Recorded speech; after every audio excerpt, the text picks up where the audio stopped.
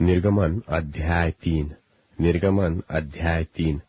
मूसा अपने ससुर इत्रो नाम मिद्यान के याजक की भेड़ बकरियों को चराता था, और वह उन्हें जंगल की परली और होरेब नाम परमेश्वर के पर्वत के पास ले गया।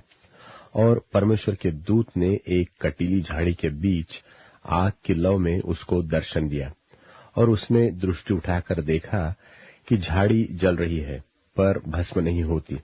तब मूसा ने सोचा कि मैं उधर फिर के इस बड़े अचंभे को देखूंगा कि वह झाड़ी क्यों नहीं जल जाती। जब यहोवा ने देखा कि मूसा देखने को मुड़ा चला आता है, तब परमेश्वर ने झाड़ी के बीच से उसको पुकार के कहा कि हे मूसा, हे मूसा। मूसा ने कहा, क्या आज्ञा? उसने कहा, इधर पास मत आ, और अपने पांव से जूतियों को उतार दे, क्योंकि जिस स्थान पर तू खड़ा है वह पवित्र भूमि है।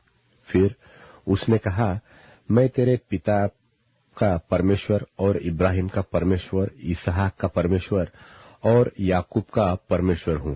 तब मूसा ने, जो परमेश्वर की ओर निहारने से डरता था, अपना मुंह ढांप लिया। सो अब सुन, इस्राएलियों की चिल्लाहट मुझे सुनाई पड़ी है, और मिस्रियों का उन पर अंधेर करना भी मुझे दिखाई पड़ा है। इसलिए आ, मैं तुझे फिरौन के पास भेजता हूं कि तू मेरी इस्राएली प्रजा को मिस्र से निकाल ले आए। तब मूसा ने परमेश्वर से कहा, मैं कौन हूं जो फिरौन के पास जाऊं और इस्राएलियों को मिस्र से निकाल ले आऊं?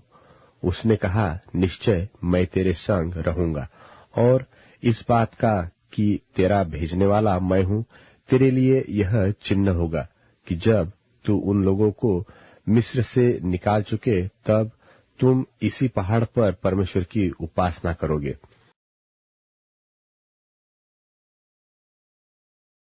मत्ती रचित सुसमाचार 11वां अध्याय। यीशु ने कहा, हे पिता, स्वर्ग और पृथ्वी के प्रभु, मैं तेरा धन्यवाद करता हूं कि तूने इन बातों को ज्ञानियों और समझदारों से छिपा रखा और बालकों पर प्रकट किया है। हाँ हे पिता, क्योंकि तुझे यही अच्छा लगा।